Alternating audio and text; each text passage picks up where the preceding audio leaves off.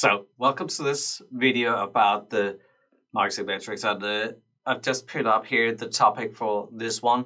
It's about the promotion and advertising. So, when we do activities to adapt or adjust or increase or reduce the sale of our products, we can tap into promotional activities and advertising activities.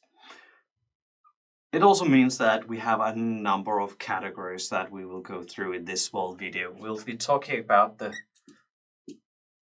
sales, deals, the reach, and the engagement.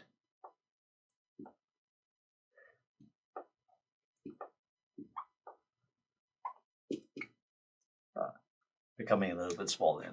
I'll get back to that. In terms of the sales, what we're looking for to begin with, and it's actually a rather difficult KPI or a metric to gather. It's what we're calling our baseline. Baseline sale means what kind of sale do we have without promotion, without advertising. We're always doing promotion. We're always doing advertising. So how much would we actually sell without it? You can try to estimate it. You can try to guess a little bit. Have a talk with people in the industry. Have a talk with salespeople of what they do, what they don't do, and get it out there. Because based on our baseline, we need to see what's called our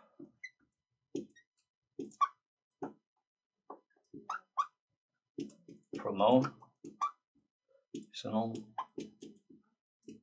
lift.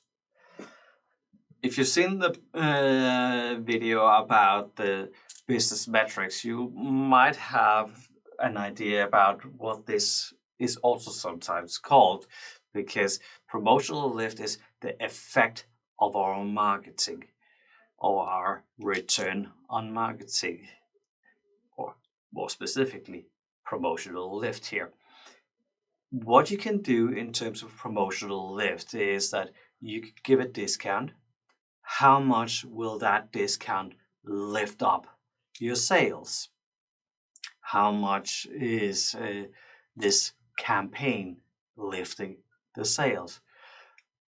You'd be surprised, but there's actually quite large promotional lift opportunities out there. Having your product being part of the catalog for a major retailer will lift your product easily by 30-40%. Promotional lift. What's our profit margin on that? Well, if we can lift it up, is it possible that the cost of this is a proper return? Does it have a proper margin? So therefore, we're looking at the promotional lift. Then we have our deals or our discounts. How many percentage of our sales is actually based on deal? Meaning, how many times do we give a discount in order to get the sale?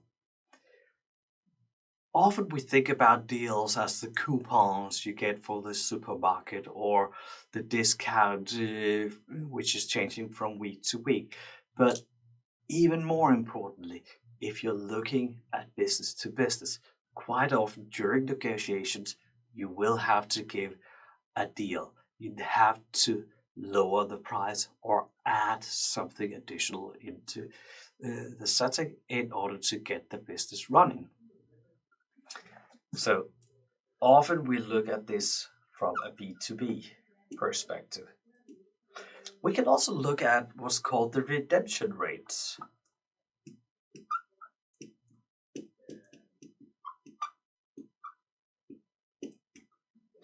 The redemption rate is, on the other hand, primarily focused on B2C or end consumer. We put out a number of coupons, we put out some discounts, etc. How many of these discounts are actually used?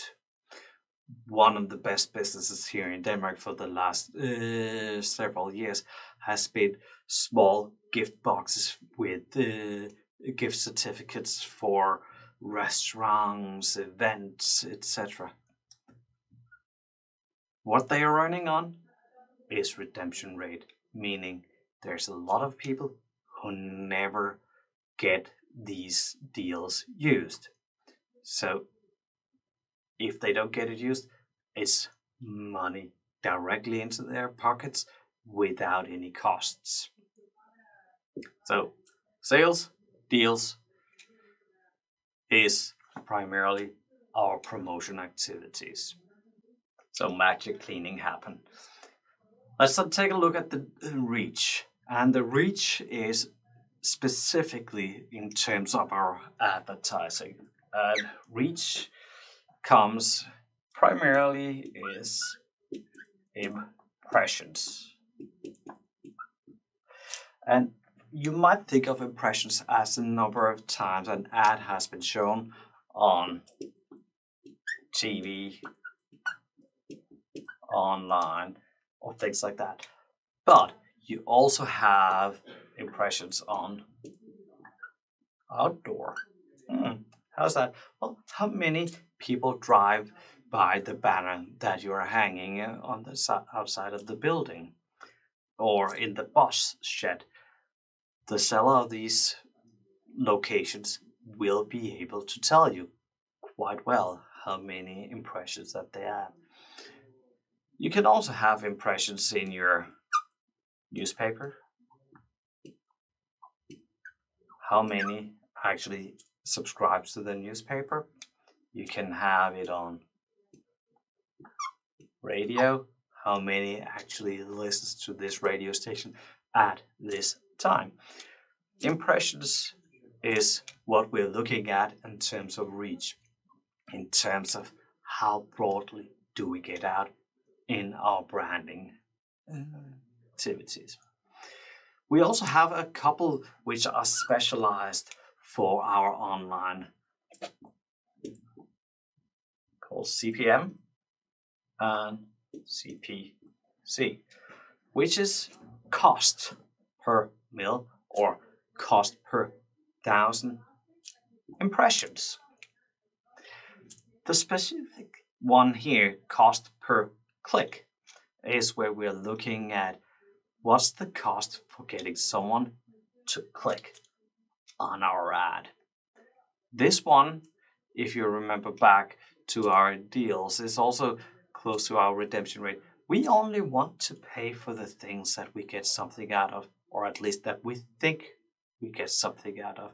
Because if we don't get the right people to click on our ad, if our segmentation and targeting is not correct, well, we will have to pay. And of course, the cost here is higher than the cost here because we do get some traffic to our site.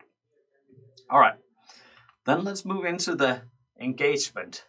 And engagement is a little bit linked up to this one here, where we're looking at the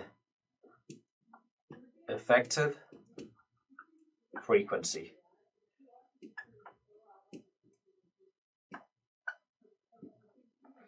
Or how much of our impressions actually gives us an activity.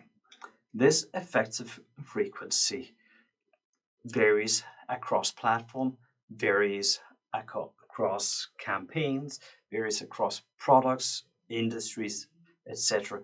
But you want to keep track of it because you don't want to just have people noticing it and, well, not caring at all. Another one is what's called share of voice. Meaning, when we are in a market, we do have competitors. They might not be direct competitors, but they're there.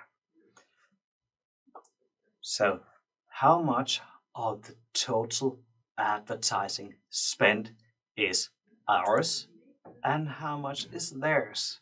How much of the total media attention is gathered for us and how much is it for our competitors?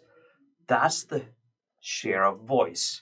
How much are we being heard when we're looking at it from a business perspective? The last one I'll have a short talk about is what's called the viral effect.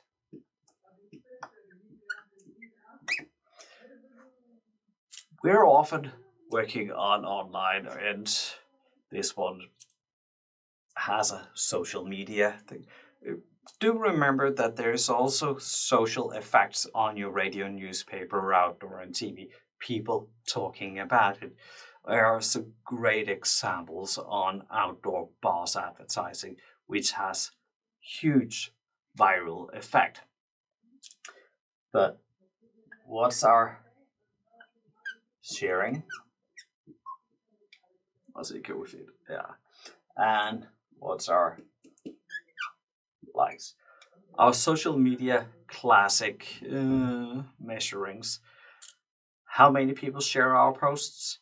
How many people like our post?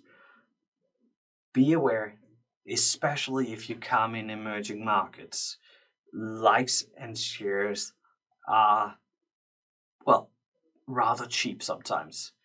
You can have a lot of likes without having any sales.